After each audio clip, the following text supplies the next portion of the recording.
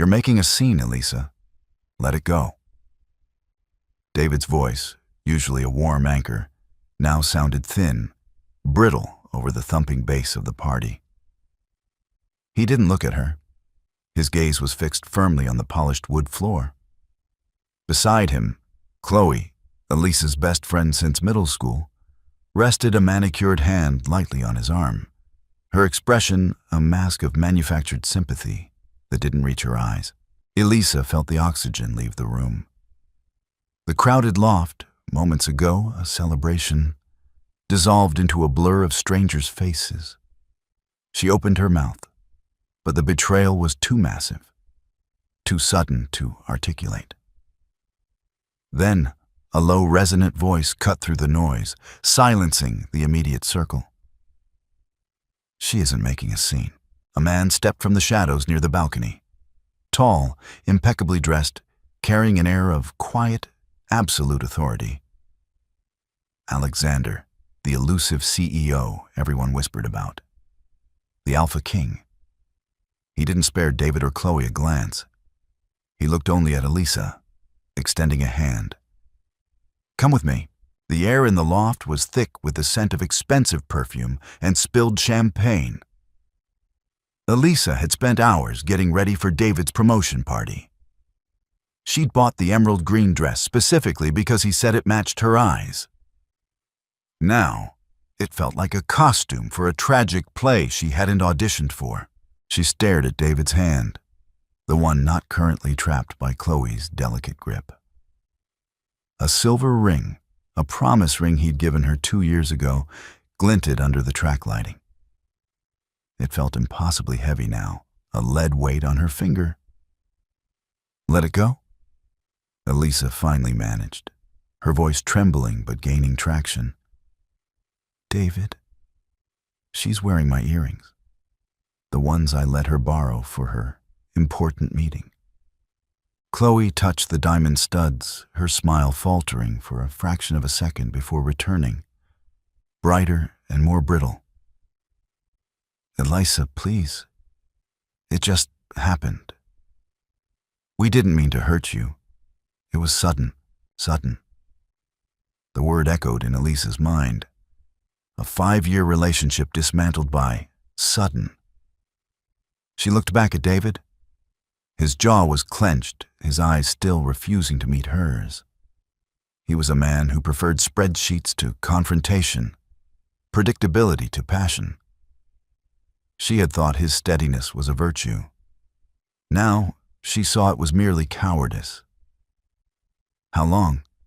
Elisa asked, the question hanging in the sudden lull of the music as the DJ transitioned tracks. The silence was louder than the bass had been. David finally looked up, his expression a mix of guilt and irritation. Elisa, this isn't the place. People are staring. Let them stare, she replied, her voice dropping to a near whisper that carried further than a shout. How long? Chloe stepped forward, placing herself slightly in front of David, a protective gesture that made Elisa nauseous. A few months. We tried to fight it, Elle. We really did. But you and David, you've been growing apart. You have to admit that. A few months. While she had been planning his surprise party, while they had been discussing moving in together. All of it. A lie built on the foundation of her best friend's deceit. The betrayal wasn't a sharp stab. It was a slow, crushing pressure that threatened to break her in half.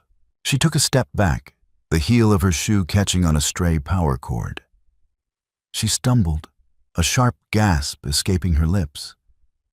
The room seemed to tilt, the faces around her blurring into a judgmental collage. She braced herself for the fall, closing her eyes. But the fall never came. Instead, a firm, warm hand grasped her upper arm, steadying her. The grip was strong, uncompromising, yet surprisingly gentle. Elisa opened her eyes to find herself looking into a chest, clad in a bespoke charcoal suit. She looked up, past the crisp white collar, into eyes the color of storm clouds. Alexander Thorne. He was a ghost in the city's social circles, rarely seen, widely discussed. Rumors painted him as ruthless in business, cold in his personal life. The Alpha King was a moniker whispered in boardrooms, a testament to his dominance in the corporate world. He wasn't supposed to be at a mid-level manager's promotion party.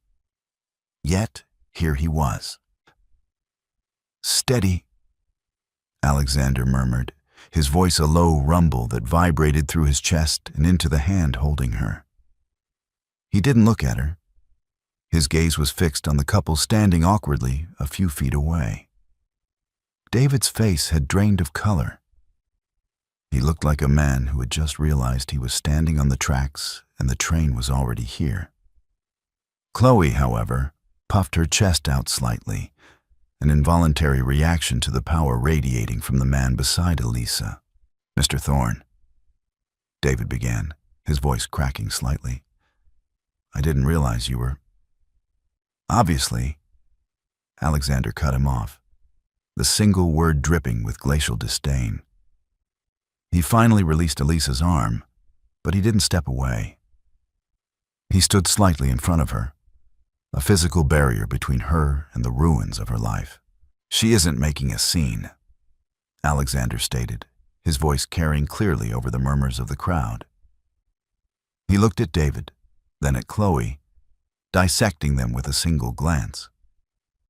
"She is merely acknowledging a profound lack of character." Chloe flushed, her manufactured composure cracking. "Excuse me? You have no idea what you're talking about?" Alexander ignored her entirely. He turned his attention back to Elisa. The storm clouds in his eyes seemed to settle, replaced by an unnerving intensity. He didn't offer pity. He offered a challenge. "You have two choices," Alexander said. His voice meant only for her. "You can stay here and debate the mechanics of a betrayal with people who don't deserve your breath. Or—" he extended a hand, the gesture both an invitation and a command. "Come with me." Elisa stared at the offered hand. It was a lifeline thrown into a raging sea. But the man holding the rope was as unpredictable as the storm itself. She glanced back at David. He looked small, suddenly diminished against the backdrop of the loft and the imposing presence of Alexander Thorne. He looked like a stranger. She looked at Chloe, whose eyes darted nervously between Alexander and David. The friendship, the shared secrets, the late-night confessions. All of it felt cheap, like counterfeit currency she'd been carrying for years. The choice wasn't really a choice at all. Elisa placed her hand in Alexander's. His grip was firm, immediate. He didn't pull her. He simply anchored her as she took a step forward. "We're leaving," Alexander announced to the room at large, though his eyes remained fixed on Elisa. He led her through the parting crowd. The whispers followed them, a rustling tide of speculation and shock. Elisa kept her eyes trained on the broad expanse of Alexander's back. The charcoal wool was rough against her bare arm where they briefly brushed. It was a tangible reality in a world that had suddenly become surreal. They reached the heavy oak door of the loft. Alexander pushed it open without breaking stride, ushering her into the cool, quiet hallway of the converted warehouse. The thumping bass was muffled immediately, replaced by the faint hum of the building's ventilation system. "Are you all right?" Alexander asked, releasing her hand as they reached the elevator bank. He pushed the call button, his profile sharp against the dim lighting. "No," Elisa answered honestly. The adrenaline was beginning to fade, leaving a hollow, aching cold in its wake. "But I will be." Alexander turned to look at her, a flicker of surprise crossing his features before his expression smoothed out. A pragmatic response, I appreciate pragmatism. The elevator arrived with a soft ping. They stepped inside, the mirrored walls reflecting their stark contrast. Her in the vibrant, slightly crumpled emerald dress, him in the impeccable monochrome armor of his suit. "Why did you do that?" Elisa asked as the door slid shut. The silence in the small space was oppressive, demanding to be filled. "Do what?" Alexander countered, his gaze fixed on the descending floor numbers. "Interfere. You don't know me. You barely know David, even if you are the CEO." "I know enough," Alexander replied cryptically. "I dislike messy situations. Your former partner was creating a mess." "So you stepped in to play janitor?" Elisa asked, a spark of irritation cutting through her shock. She didn't need to be rescued by a corporate overlord who viewed her pain as a logistical inconvenience. Alexander finally looked at her, the corner of his mouth twitching upwards in a microscopic smile. "I assure you, Elisa, I do not clean up other people's messes unless it serves a purpose." "And what purpose did this serve?" The elevator chimed, announcing the ground floor. Alexander gestured for her to step out first. "That," he said smoothly, "remains to be seen." They walked out into the crisp night air. A sleek, black town car idled at the curb, its engine a low purr. A driver, as impeccably dressed as Alexander, stepped out and opened the rear door. "Where are you going?" Alexander asked, pausing by the open door. Elisa hesitated. The apartment she shared with David was out of the question. The idea of returning to a space filled with his belongings, their shared memories, made her chest tighten. She thought of a hotel, but she hadn't brought a bag. She was adrift. I'm not sure," she admitted, the vulnerability slipping out before she could catch it. Alexander studied her for a long moment. He didn't look pitying, but there was a calculation in his eyes that made her acutely aware of her own fragility. "Get in," he said simply. "I can call a cab," Elisa protested, though the thought of sitting alone in the back of a taxi, marinating in the evening's events, was unappealing. "You could," Alexander agreed. "But you won't. You're in shock, you're shivering, and you have nowhere to go. Get in the car, Elisa." It wasn't a request. It was an assessment of the situation, delivered with the absolute certainty of a man accustomed to being obeyed. Elisa considered arguing. She considered walking away into the night, preserving her independence. But the cold was seeping into her bones, and the exhaustion of the betrayal was catching up to her. She climbed into the plush leather interior of the town car. Alexander slid in beside her, the driver closing the door with a solid thunk. The silence inside the car was absolute, a sanctuary from the chaos she had just left behind. "Drive," Alexander instructed quietly. The car glided away from the curb, leaving the loft, David and Chloe behind in the rearview mirror. Elisa watched the city lights blur past the tinted window. She was in a stranger's car, heading to an unknown destination, her life irrevocably altered. Yet, as she glanced at the stoic profile of the man beside her, she felt a strange, inexplicable sense of safety. The storm had hit, but she wasn't drowning. Not yet. The car journey was a study in silence. Elisa watched the city transition from the bustling, brightly lit downtown to quieter, leafier avenues. She didn't ask where they were going. The exhaustion had settled heavy on her shoulders, muting her curiosity. Alexander, for his part, seemed perfectly content with the quiet. his focus directed out his own window, seemingly lost in thought.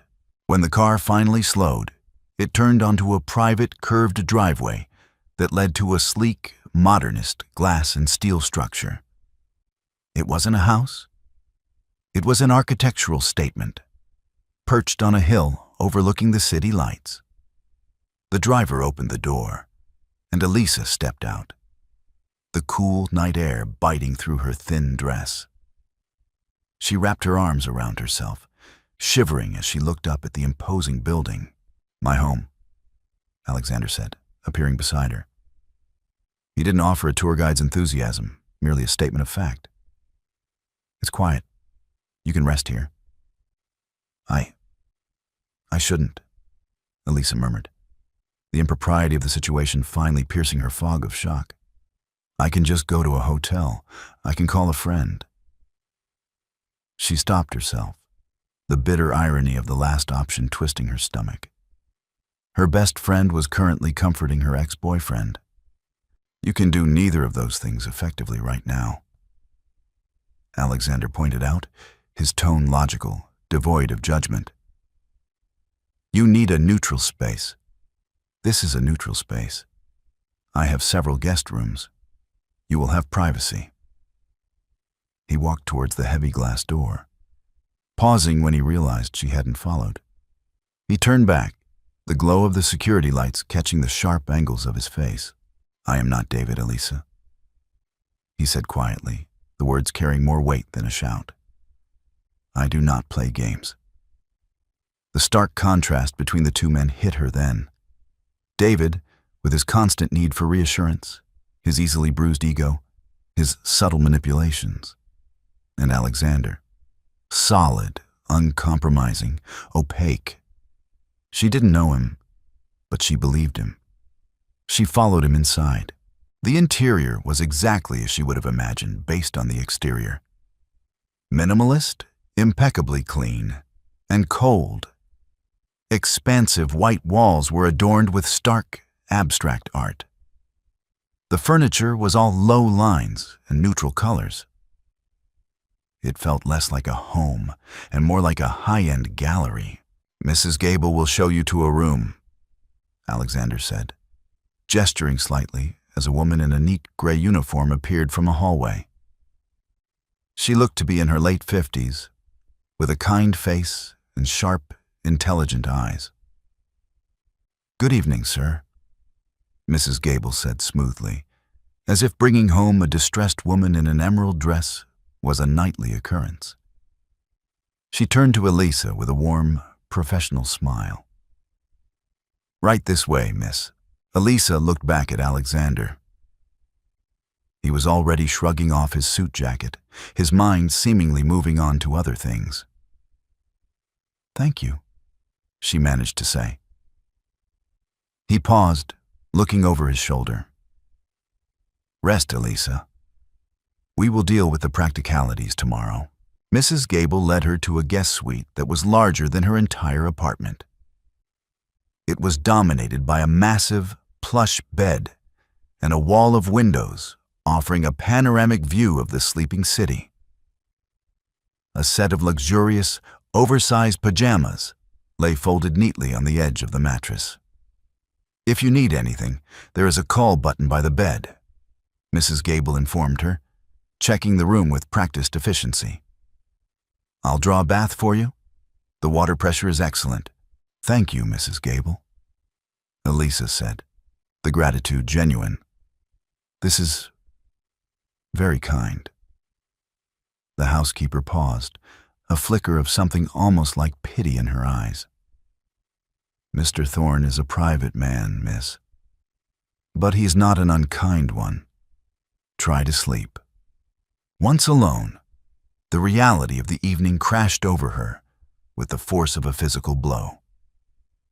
Elisa sank onto the edge of the bed, the soft mattress yielding beneath her. She looked at her reflection in the full-length mirror across the room. The emerald dress was wrinkled, her makeup smudged, her eyes wide and haunted. She looked like a survivor of a shipwreck. She stood up slowly and walked to the adjoining bathroom. It was a masterpiece of marble and glass, featuring a large, deep, soaking tub that was already filling with steaming, faintly lavender-scented water. She stripped off the dress, letting it pool around her ankles like discarded armor. She stepped into the hot water, groaning softly as the heat seeped into her tense muscles. She closed her eyes, trying to block out the image of David's hand under Chloe's, the sound of his voice telling her she was making a scene. The tears came then. They weren't noisy, racking sobs, but a silent, relentless stream that burned her cheeks. She cried for the 5 years she had invested, for the future she had planned, and for the agonizing realization that the people she trusted most had viewed her as an obstacle. She stayed in the tub until the water turned tepid, the physical act of crying leaving her hollowed out, empty. She dried off, slipping into the provided pajamas. They were too large, swamping her frame, but the soft silk felt comforting against her skin.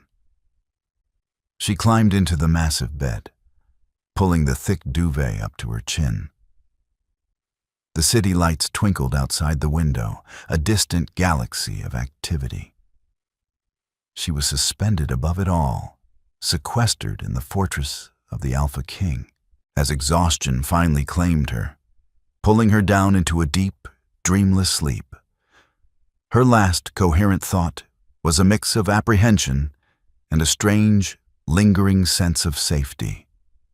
She was broken, yes, but she was no longer drowning. Sunlight, brutal and unyielding, sliced through the gap in the heavy linen curtains. Elisa woke with a sharp inhale, her hand automatically reaching across the mattress. It met smooth, cool cotton. The sudden absence of David's familiar weight sent a violent jolt through her nervous system, instantly dispelling the lingering fog of sleep. The memory of the previous night, the party, the intertwined hands, the suffocating humiliation, crashed over her in a suffocating wave. She sat up, the oversized silk pajamas slipping off one shoulder. The sprawling guest room, with its pristine white walls and austere modern art, felt like an isolation chamber. She wasn't in her cramped, cozy apartment. She was in the fortress of Alexander Thorne. Panic, sharp and metallic, tasted bitter on her tongue. She needed to leave. She needed to reclaim some fragment of control. After a quick shower in the marbled bathroom, she found her emerald dress. Mrs. Gable had somehow cleaned and pressed it while she slept, hanging it neatly on the back of the door. Slipping it on felt like donning the uniform of a defeated soldier. But it was all she had. She navigated the silent, sun-drenched corridors of the house, following the subtle aroma of dark-roasted coffee. It led her to a massive kitchen that looked like it belonged in a culinary magazine. Acres of brushed steel and black marble. Alexander sat at the island.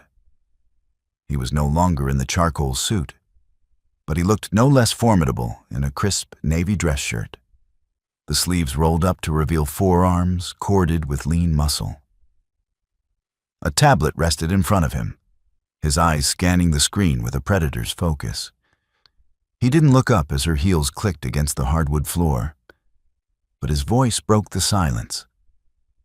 "There is coffee in the French press." Mrs. Gable left a plate in the warming drawer. "I shouldn't stay," Elisa said, her voice sounding raspy, fragile in the vast space. She didn't move toward the coffee.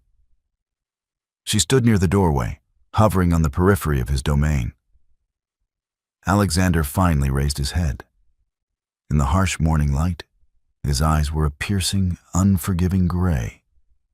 He studied her for a long, quiet moment, taking in her defensive posture, the tight set of her jaw, the defensive crossing of her arms. Running away in last night's evening wear is a dramatic exit, but strategically flawed, Alexander noted, his tone entirely conversational. He tapped a finger against his ceramic mug. Sit down, Elisa. Drink some coffee. Your nervous system is currently operating on adrenaline fumes. I am not your employee, Mr. Thorne.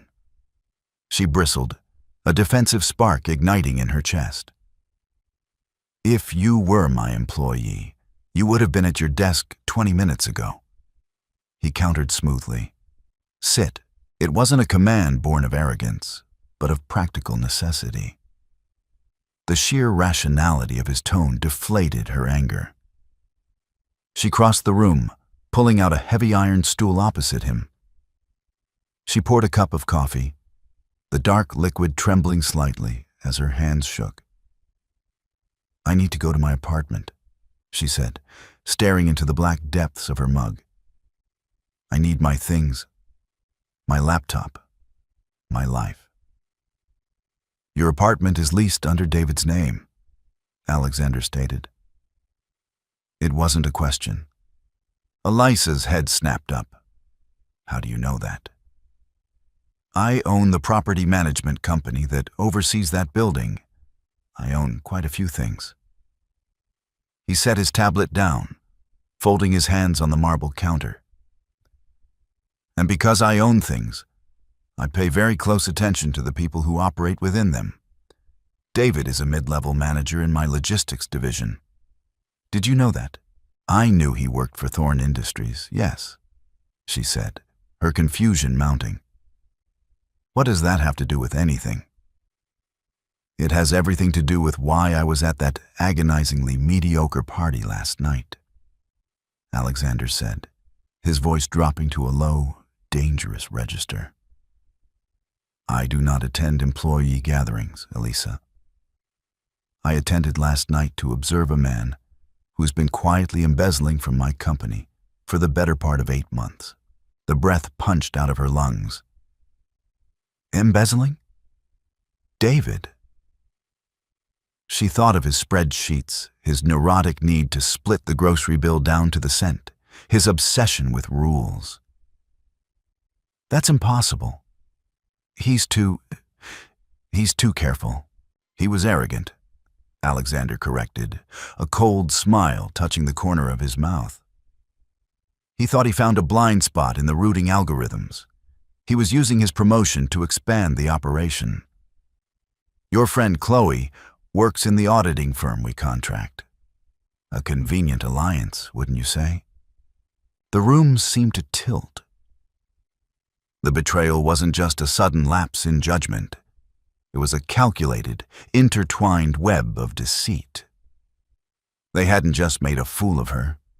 They had built their new life together on a foundation of theft, using her as a smokescreen of domestic normalcy. Why are you telling me this? Elisa whispered, her hands gripping the coffee mug tight enough to turn her knuckles white.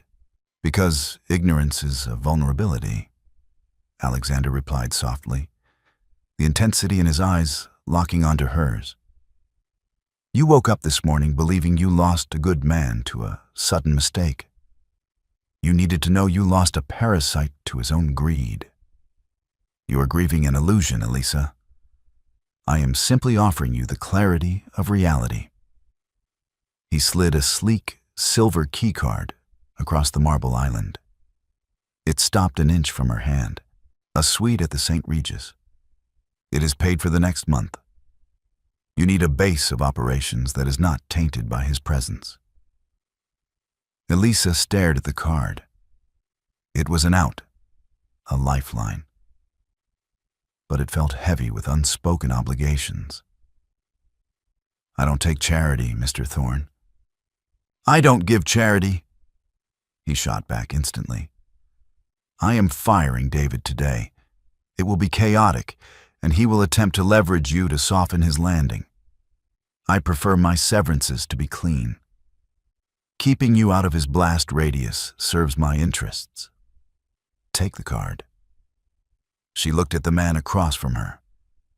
The Alpha King, a man who moved chess pieces while others were still learning the rules of checkers.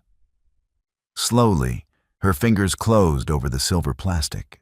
The lobby of Thorn Industries was a cathedral of glass and steel, designed to make anyone who entered feel incredibly small. Elisa stood near the bank of elevators, clutching her purse tightly against her side. She hadn't gone to the hotel. Instead, she had insisted on coming here. If David was going to face his ruin today, she refused to cower in a luxury suite while it happened. She needed to look him in the eye. Alexander had argued against it, his jaw tight with disapproval. But he had not stopped her. "If you insist on walking into the fire," he had said in the car, "do not complain when you smell like smoke." She spotted him before he saw her. David emerged from a conference room on the mezzanine level, his face a sickly, pallid gray. He was accompanied by 2 massive security guards. He was carrying a small cardboard box. The sight of it, the universal symbol of corporate execution, sent a strange, cold thrill through Elisa's veins. He reached the ground floor, his eyes darting around the lobby like a cornered animal. Then, he saw her. He didn't look remorseful. He looked furious. He shrugged off the security guard's hand and marched across the polished limestone floor toward her. "You," David hissed, his voice trembling with a toxic mixture of panic and rage. "You did this. You told him something, didn't you? You couldn't just let things be. You had to ruin my life because you were jealous." Elisa stood her ground, though her heart battered against her ribs. The man standing before her was a stranger. The careful, measured David she had loved was gone, replaced by a desperate, sweating fraud. "I didn't have to say a word, David," she replied, her voice surprisingly steady. The acoustics of the massive lobby amplified her quiet tone. "You ruined yourself. You just used me as a prop while you did it. You don't understand anything." He spat, stepping closer, trying to use his height to intimidate her. "I was doing it for us. The promotion, the money. It was all so we could have a better life."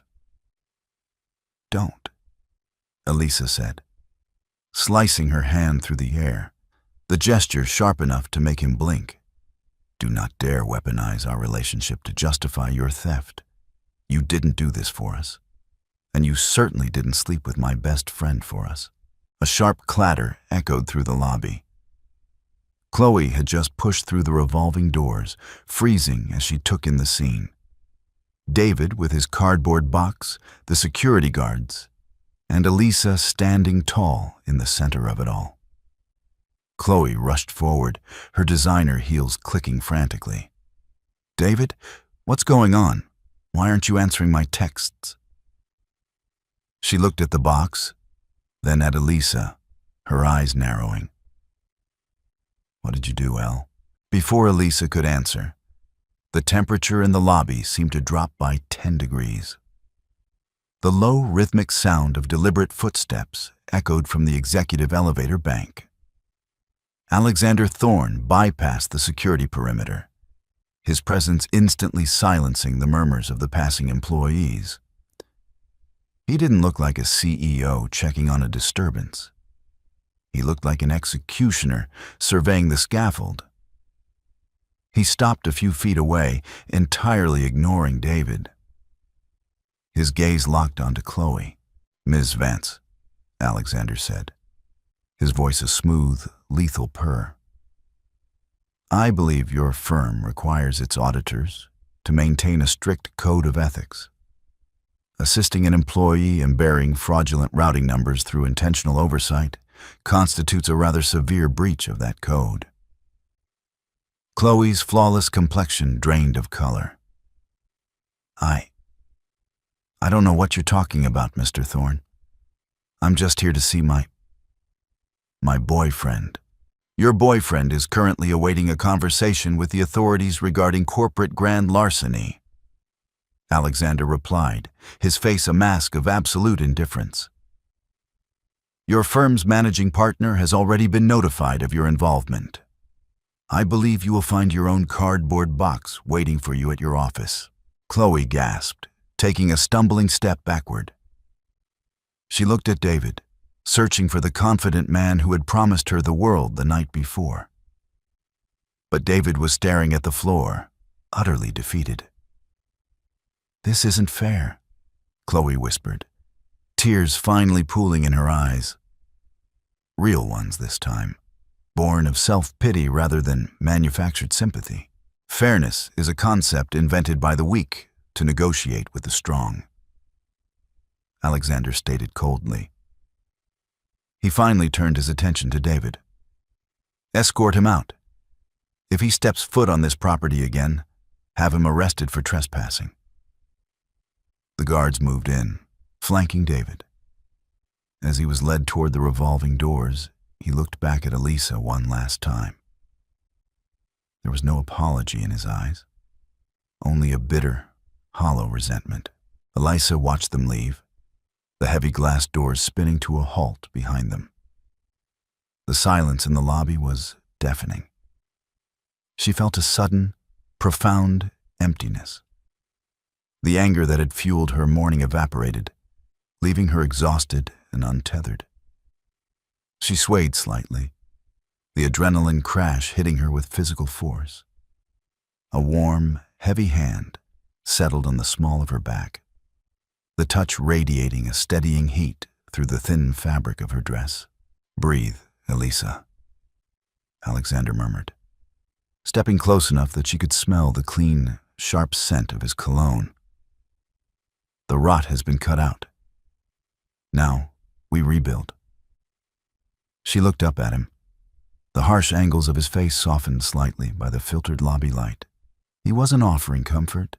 He was offering a foundation. "Why we?" she asked, her voice a fragile whisper. Alexander's thumb brushed lightly, almost imperceptibly, against her spine. "Because, as I mentioned, I dislike waste. And you, Elisa, have entirely too much potential to be left in the ruins." 2 weeks later, the St. Regis suite felt less like a sanctuary and more like a gilded cage. Elisa stood by the floor-to-ceiling windows, watching the rain blur the city skyline into a smear of gray and gold. The silence of the room was oppressive. She had spent 14 days dismantling a 5-year life, canceling joint credit cards, untangling phone plans, blocking numbers. David had tried calling from unknown numbers a dozen times, leaving frantic, demanding voicemails that vacillated between begging for money for a lawyer and blaming her for his impending criminal charges. She deleted them all. But survival wasn't the same as living. Her freelance graphic design business had stalled. Her creative well was entirely bone dry. The sharp buzz of her cell phone broke the quiet. The caller ID flashed a single, ominous name. Thorne. She answered on the second ring. "Hello?" "You are stagnating." Alexander's voice came through the speaker, crisp and devoid of greeting. Elisa bristled, her posture straightening instantly. "Good afternoon to you too, Mr. Thorne. And I am not stagnating. I am recovering. Recovery is an active process, not a passive state of decay in a hotel room." He countered smoothly. The faint sound of a keyboard clicking echoed in the background. "My marketing department is overhauling the branding for our new European logistics division. The current mock-ups are uninspired, derivative garbage. I need a fresh perspective. Your portfolio suggests you are capable of providing it." Elisa blinked, caught off guard. "You've looked at my portfolio? I research everyone who enters my orbit," he replied, as if this were the most natural thing in the world. "I do not offer charity, Elisa. This is a freelance contract. It pays market rate. You will report directly to me, as I do not trust my current marketing director's judgment. Can you be at the office in an hour?" It wasn't a request. It was a lifeline disguised as a demand. "Give me an hour and a half," she said, a spark of long dormant energy igniting in her chest. "It's raining. Don't be late," he said, and the line went dead. 85 minutes later, Elisa stepped off the private executive elevator on the top floor of Thorn Industries. The air up here was different. Thinner, quieter, humming with an invisible current of power. She bypassed the empty reception desk, guided by the soft glow of light spilling from the corner office. The door was ajar. Alexander was standing behind his massive mahogany desk, staring out at the rain-lashed city, a phone pressed to his ear. He was speaking rapid, flawless French, his tone sharply reprimanding. He didn't turn around as she entered, but he gestured vaguely toward a large glass table littered with blueprints and design boards. Elisa set her wet umbrella by the door and approached the table. The designs were, as he had said, garbage. They were safe, corporate, and entirely devoid of personality. She pulled a red marker from her bag and began making notes, the familiar rhythm of the work soothing her frayed nerves. "They lack aggression," Alexander said suddenly, ending his call and stepping up beside her. He was close enough that she could feel the heat radiating from his large frame. "They lack humanity," Elisa corrected, tapping the red marker against a particularly bland logo concept. "You're expanding into Europe. You can't just be an American monolith. You have to look like a partner, not an invader. These colors are too cold. They scream efficiency, but whisper ruthless." Alexander looked at her, his eyes narrowing slightly. "I am ruthless, Elisa. Your company is," she countered, meeting his gaze without flinching. "But your clients don't need to be reminded of that on every letterhead. You need to sell reliability, not dominance." Silence stretched between them, heavy and electric. The drumming of the rain against the glass seemed to amplify the quiet. Alexander didn't blink. He was studying her, dissecting her words, measuring her defiance. "You are not intimidated by me anymore," he observed quietly.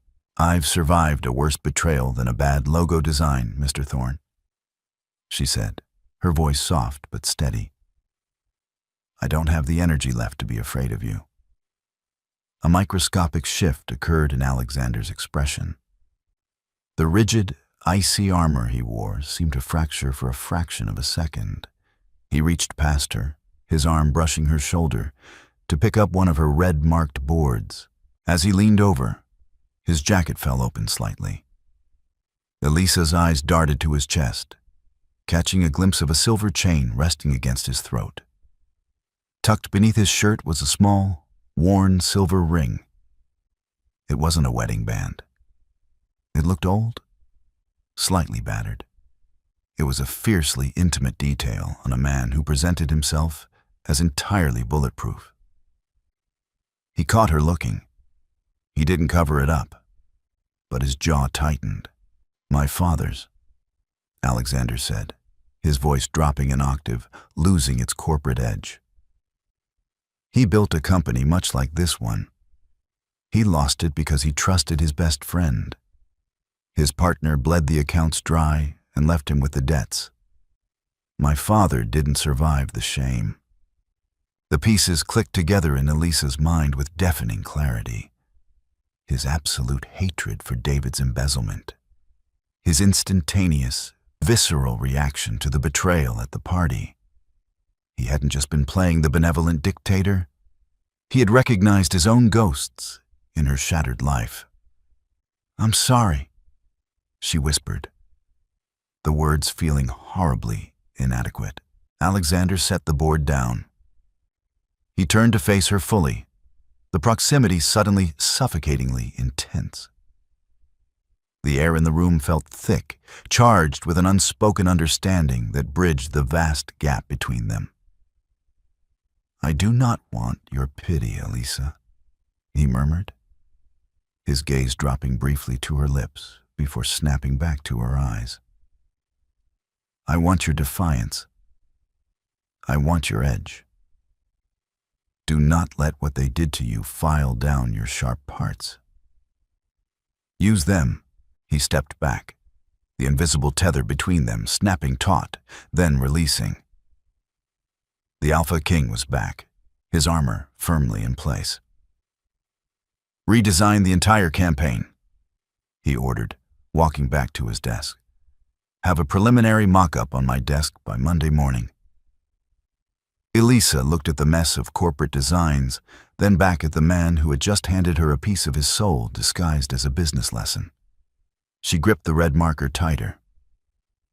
"You'll have it by Sunday night," she promised. The city was cloaked in the quiet darkness of a Sunday night when Elisa stepped out of the elevator onto the executive floor. The sprawling office was eerily silent, the usual chaotic hum of corporate warfare replaced by the low, rhythmic hum of the ventilation system. The only illumination came from the emergency track lighting and the bright, spilling square of light emanating from Alexander's office. Elisa carried a large black leather portfolio case. It was heavy, not just with the thick presentation boards, but with the weight of her own resurrected ambition. She had barely slept. She had existed on black tea, adrenaline, and a fierce, burning need to prove that her talent hadn't been packed away in a cardboard box alongside David's career. She paused at the open doorway. Alexander was at his desk, bathed in the cool light of dual monitors. He had discarded his suit jacket and tie. His white shirt was unbuttoned at the collar, and his reading glasses gave his sharp features a slightly academic, albeit dangerous, edge. "You're early," he said, not looking away from the screen. "It is only 10 o'clock. You had until midnight." "I work better when I have momentum," Elisa replied, stepping into the room.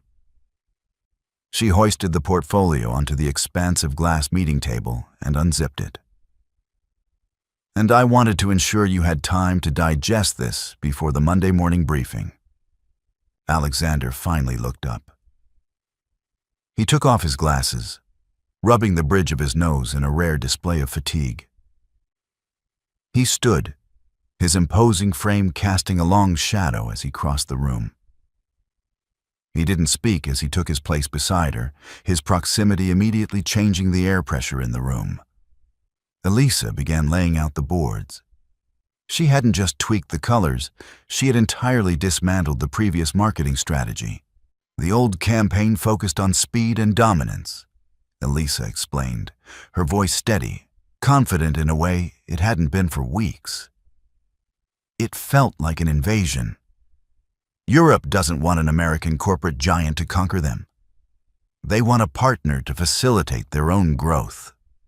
She pointed to the centerpiece, a deep, rich indigo and burnished gold logo, featuring interlocking geometric shapes that suggested bridges rather than arrows. "We soften the edges without losing the strength," she continued, her hands moving over the mock-ups. "The imagery focuses on the people handling the logistics, not just the machines. We sell trust. We sell the handshake at the end of the delivery, not just the tracking number." Silence descended upon the office. It was a heavy, evaluating silence. Alexander leaned over the table, bracing his weight on his hands. He studied the boards with the same predatory focus he used to dissect financial reports. 1 minute passed, then 2. Elisa forced herself to remain perfectly still. She didn't fidget. She didn't offer nervous qualifiers to fill the void. She let her work speak. Finally, Alexander straightened. He turned his head, looking down at her. The stormy gray of his eyes was unreadable. You ignored every single guideline my marketing director laid out in the initial brief. He stated quietly. Your marketing director's guidelines were born of fear and a lack of imagination. Elisa countered, refusing to back down. You hired me because you knew the current strategy was a failure. I fixed it. A slow, genuine smile broke across Alexander's face. It wasn't his usual cold smirk. It was a devastatingly handsome, appreciative curve of his mouth that completely transformed his austere features. Yes, he murmured, his voice dropping to a gravelly register. You did. He reached out, his long fingers trailing over the edge of the central presentation board. It is brilliant, Elisa. It is precisely what the division needs. You have captured the exact frequency of the market. A wave of profound relief washed over her, followed immediately by a surge of pure, undiluted triumph. It was the first victory she had claimed entirely for herself since the night her world collapsed. Alexander walked over to a crystal decanter resting on a side table. He poured 2 measures of amber liquid into heavy tumblers and offered one to her. To momentum, he toasted softly. Elisa took the glass, their fingers brushing briefly. The heat of his skin sent a sudden, startling jolt up her arm. To new foundations. She took a sip, the whiskey burning a pleasant, grounding path down her throat. Alexander watched her, the intensity returning to his gaze. There is a gala on Friday? He said suddenly, setting his glass down. A formal launch for the European division. The board will be there, alongside key investors and media. I will be presenting this campaign. I'm sure they will love it, Elisa said, taking a step back as the intimacy of the quiet office suddenly felt overwhelming. They will, Alexander agreed. He stepped forward, closing the distance she had just created. And the architect of that campaign needs to be there to receive the credit. You will accompany me, Elisa? As my guest. It wasn't a corporate directive. It was something entirely different. Something that made her pulse flutter frantically against her throat.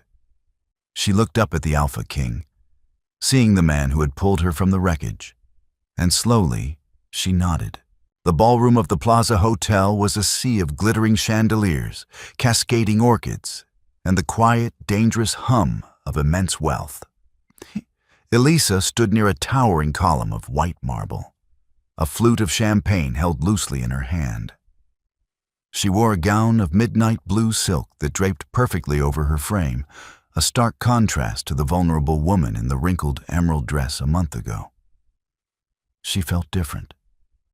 She felt anchored. Across the room, Alexander was holding court with a circle of European investors. He was in his element, radiating absolute authority in a bespoke tuxedo. Yet, despite the demanding audience, his eyes sought her out every few minutes, tracking her presence in the room with a subtle, reassuring possessiveness. The launch presentation had been a staggering success. When Alexander had credited the entire rebranding to the visionary talent of Miss Elisa Vance, the applause had been thunderous. She had secured a lucrative, long-term consulting contract before the appetizer course was even cleared. Enjoying the view from the top? The voice, thin and laced with venom, cut through the sophisticated string quartet playing in the background. Elisa didn't startle. She turned slowly, her expression placid. Chloe stood a few feet away. The change in her former best friend was shocking. Chloe's usually flawless hair was slightly frizzy, and her dress, while expensive, looked a season out of date and slightly too tight. The confident, condescending aura she had worn at David's party was entirely gone, replaced by a frantic, brittle energy. "Chloe," Elisa said evenly, her voice devoid of any emotional inflection. "How did you get in here?" "I still have a few connections," Chloe snapped, glancing nervously toward the security detail near the doors. She took a step closer, her scent a cloying mix of anxiety and cheap perfume. "Look at you, playing the corporate princess. Did you really have to ruin everything, Elle?" Elisa took a slow sip of her champagne. "I didn't ruin anything, Chloe. I simply stopped holding up the scenery for your lies." "I lost my job," Chloe hissed, her voice trembling with barely suppressed panic. "They fired me with cause. No other firm will touch me because of the fraud association. David is facing federal charges, and he completely drained my savings trying to hire a defense attorney before he skipped town. A month ago, the news of David fleeing would have shattered her. Now, it merely felt like a headline about a stranger in a distant country. That sounds like a very difficult situation," Elisa said, her tone clinically detached. "But it has nothing to do with me. It has everything to do with you." Chloe desperately grabbed Elisa's wrist. Her grip was tight, manic. "You have his ear, Thorn. You need to tell him to back off. Tell him to drop the civil suit against me. Please, Elle, for old time's sake. We were sisters." Elisa looked down at the hand clutching her wrist. She remembered that hand resting on David's arm. She remembered the diamond earrings. With a calm, fluid motion, Elisa twisted her arm, breaking Chloe's grip entirely. "Do not ever touch me again," Elisa commanded, her voice dropping to a low, icy register that she didn't know she possessed. It sounded startlingly like Alexander. Chloe shrank back, her eyes wide with shock. "We were never sisters, Chloe," Elisa continued, stepping forward, forcing the other woman to retreat. "A sister doesn't build her happiness on the destruction of mine. You made a calculation. You thought I was weak, and you thought David was a winning ticket. You were wrong on both counts." "Elisa, please." "This conversation is over," Elisa interrupted, her voice ringing with finality. "If you do not leave this ballroom immediately, I will signal security. And given Mr. Thorne's disposition, I imagine your exit will be exceedingly public and highly unpleasant." Chloe stared at her, searching for the forgiving, compliant friend she used to know. Finding nothing but cold, polished steel, Chloe let out a fractured sob, turned, and fled toward the service exit. Elisa watched her go, a profound sense of closure washing over her. The final ghost had been exorcised. "You handled that with remarkable efficiency." Alexander materialized beside her, his presence a sudden, warm weight in the cool air of the ballroom. He handed her a fresh glass of champagne, his eyes following the path Chloe had taken. "I learned from the best," Elisa said. Looking up at him, Alexander's gaze shifted down to her, the corners of his eyes crinkling. "I was prepared to intervene, but I realized halfway across the room that you had the situation entirely under control. The armor suits you, Elisa." "It isn't armor," she corrected softly, feeling the steady rhythm of her own heart. "It's just me." In the wreckage of a 5-year betrayal, Elisa found more than just an escape. She found her own formidable strength. The tragedy that could have broken her instead became the crucible that forged a new, undeniable power. Alexander Thorne didn't just offer her a way out. He offered her a mirror to see the royalty she possessed all along. Sometimes, the most devastating endings are merely the universe clearing the stage for a much grander beginning. If you were captivated by Elisa's journey from heartbreak to triumph and the slow burn romance with the Alpha King, please hit that like button, Share this story with anyone who loves a powerful comeback, and don't forget to subscribe for more dramatic, cinematic romance stories.